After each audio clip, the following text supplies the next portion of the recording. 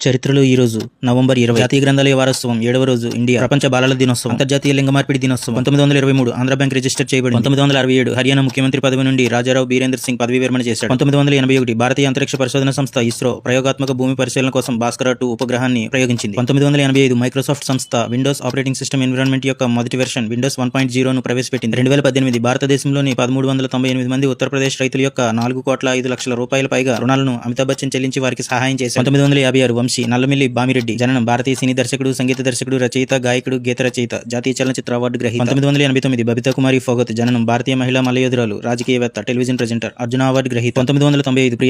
ప్రియాంక అరుల్ మోహన్ జననం భారతీయ సినీ నటి 1989 పద్మభూషణ్ హీరాబాయి బరోడేకర్ చంపకాలి మరణం భారతీయ సంగీత విద్వాంసురాలు సంగీత నాటక అకాడమీ అవార్డు గ్రహీత గానకోకిల బిరుదు పొందింది కిరాణా ఘరానాలో హిందుస్థానీ శాస్త్రీయ సంగీత గాయని ఇండియా స్వాతంత్రం పొందిన రోజు ఢిల్లీలోని ఎర్రకోట నుండి జాతీయ గీతం వందే మాత్రం పాడి చరిత్రలో జరిగిన విషయాలను ఎప్పటికప్పుడు తెలుసుకోవడం కోసం మన ఛానల్ సబ్స్క్రైబ్ చేసుకోండి.